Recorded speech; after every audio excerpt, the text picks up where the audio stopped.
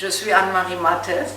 Je coordonne le programme Agribusiness Facility for Africa pour la GIZ. Vous savez, la transformation des matières premières agricoles, animales et des produits forestiers non ligneux fournit des produits de plus grande valeur pour les marchés nationaux et internationaux. En 2018, les programmes ProFE du Cameroun et de la cogestion des ressources maritimes et terrestres de la Mauritanie ont adapté l'école d'entrepreneuriat transformation aux produits forestiers non ligneux. Le programme Centre d'innovation verte de la Côte d'Ivoire l'a également adapté pour la transformation des sous-produits du cacao. Je suis Henri Leboué, je fais partie de l'équipe du programme AFC, Agriculture Finance Consulting, à qui le projet Centre d'innovation verte de Côte d'Ivoire a confié l'animation de la composante transformation et commercialisation des sous-produits du cacao et ensuite du manioc et de la banane plantaine. La valorisation des sous-produits du cacao. Alors, dans l'équipe AFC, nous avons fait l'option de valoriser tout ce que les producteurs et les coopératives agricoles jettent dans la nature après avoir extrait les fèves. L'AFC a fait l'option de valoriser plutôt le sous-produit, c'est-à-dire qu'une fois les fèves retirées, ce sont les carrosses et le jus de mucilage qui est valorisé et qui entraîne des gains substantiels pour le producteur. Alors pour ce qui est du cortex de cacao, nous avons mis au point une technologie pour transformer le cortex du cacao en champignons comestibles et en briquettes. Ce travail a pu être réalisé en partenariat avec le programme ABF, Agribusiness Facility for Africa, qui nous a aidés d'abord, dans un premier temps, à élaborer un certain nombre de manuels sur le processeur Business School.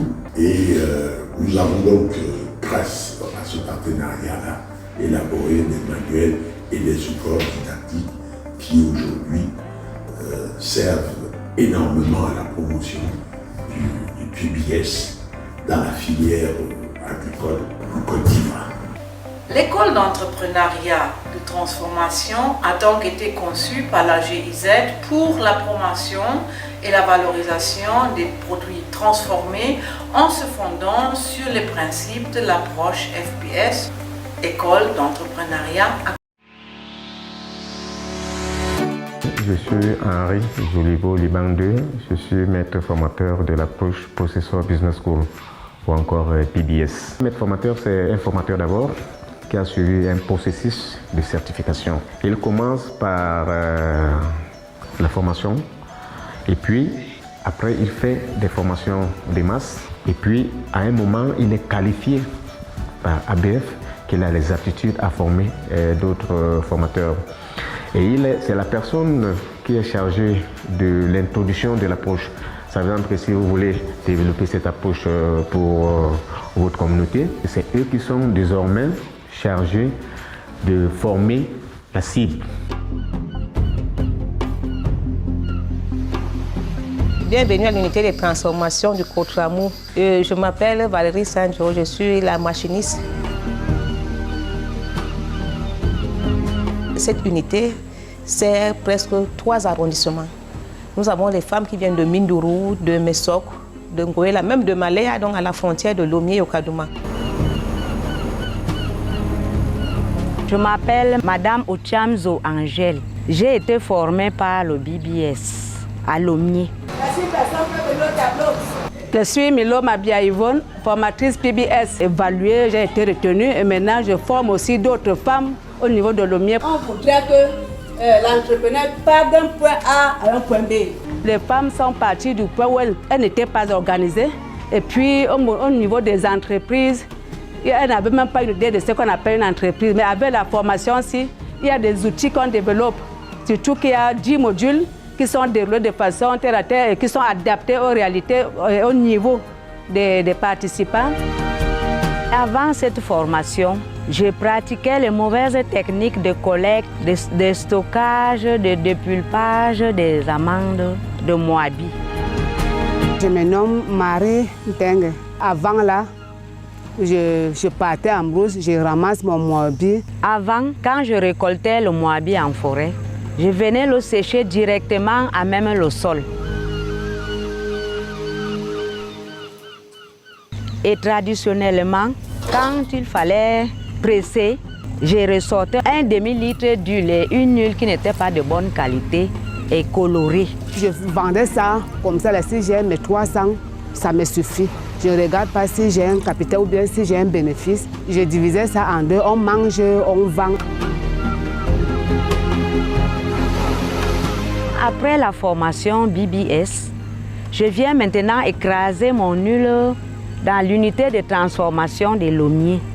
Et de là, la même mesure que j'ai utilisée traditionnellement me fait produire plus d'1 litre d'huile et une huile de bonne qualité. Et ce qui est aussi bien là, c'est que ça réduit le travail et c'est rapide. Et c'est cette huile qu'on vend plus cher et ça me permet d'avoir beaucoup d'argent afin de subvenir aux besoins de ma petite famille. Si je vends 5 litres, j'ai au moins 1 000 francs ou 1 500 de bénéfices. J'épargne pour garder, pour attendre l'année prochaine. Il y a parfois même, on fait même les petites cotisations pour acheter nos matériels. Donc il y a déjà un impact sur le terrain et ça permet à ce que la femme ait plus de revenus.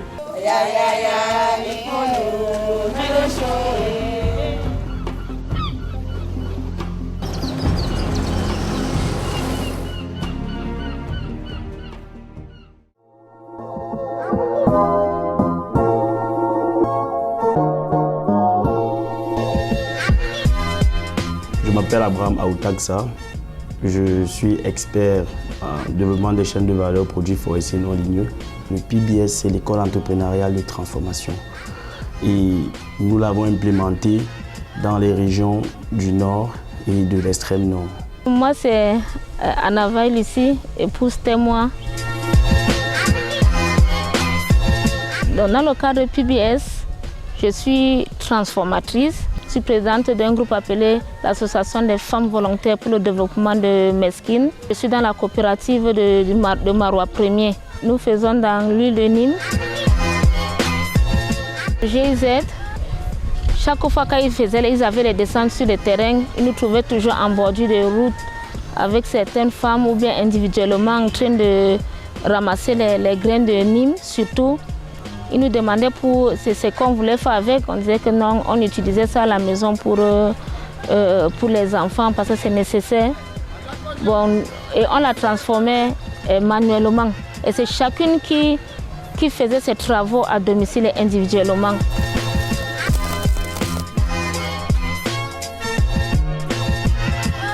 On ne mettait pas de sérieux dans ce qu'on faisait. On les concasse, on les presse, on chauffe l'eau.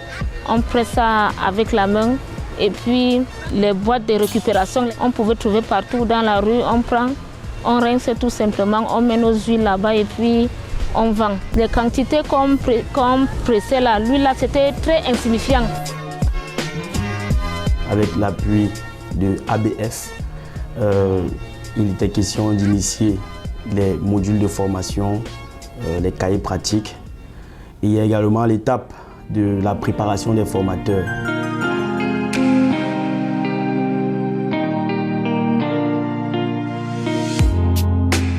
Bonjour. Bonjour. Merci. Je suis Bumbomdi Sylvestre, formateur.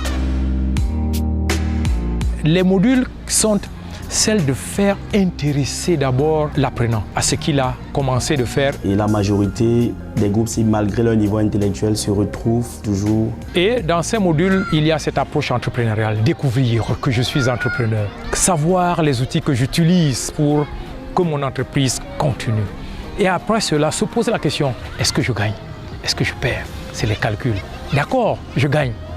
Mais si je gagne, est-ce qu'il n'y a pas une façon de faire autrement pour gagner plus? Et dans cette façon de faire autrement, est-ce que je dois travailler seul? Je dois travailler avec les autres pour gagner plus. Et si je travaille avec les autres, quelles sont les techniques, quelles sont les approches pour non seulement acheter ensemble, mais aussi vendre ensemble. Beaucoup de choses ont changé. Même le niveau de vie des femmes ont changé. Même dans notre façon de faire, dans notre façon de travailler. Actuellement, là, quand nous avons nos graines, on apporte tout simplement à la fédération. Quand on finit de concasser, on vend. Et puis l'unité de presse est là. On amène seulement, on dépose pour avoir notre huile. On dépense peu et on a une huile de qualité. Actuellement, il y a les bouteilles prévues pour ça. Nous les conditionnons et puis nous les étiquetons.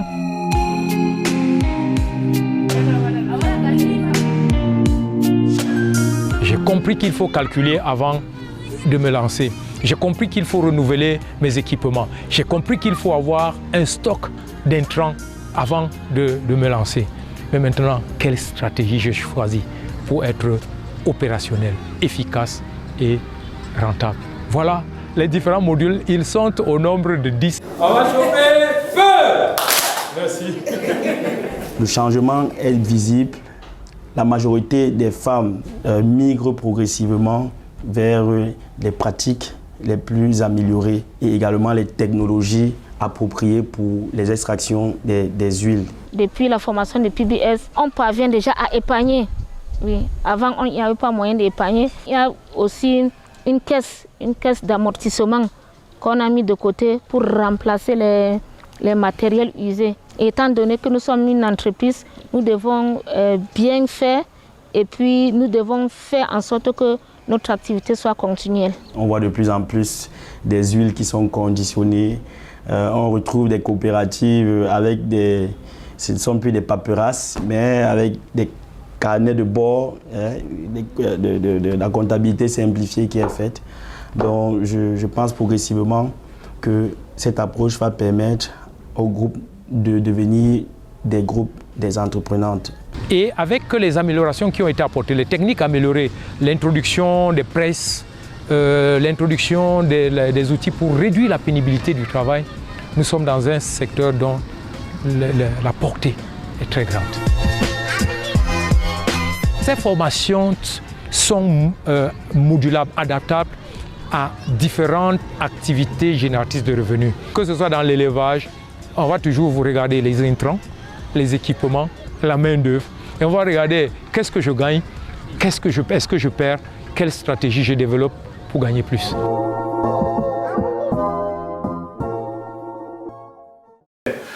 L'élaboration des premiers modules technico-économiques a commencé avec les collègues du ProAgri au nord du. L'adaptation du PBS aux différents contextes a permis de gagner en expérience à une plus grande échelle dans plusieurs. L'introduction du PBS dans le contexte du Cameroun, par exemple pour la transformation de produits forestiers non ligneux, a été beaucoup plus facile car la méthodologie a été déjà. ABF en fait appuie les programmes et les projets désireux d'introduire le PBS et cette introduction se fait généralement en 5 étapes successives. Ce qui est à noter, c'est que tout au long de toutes ces grandes étapes, ABF travaille de manière permanente avec le programme pour assurer un appui conseil.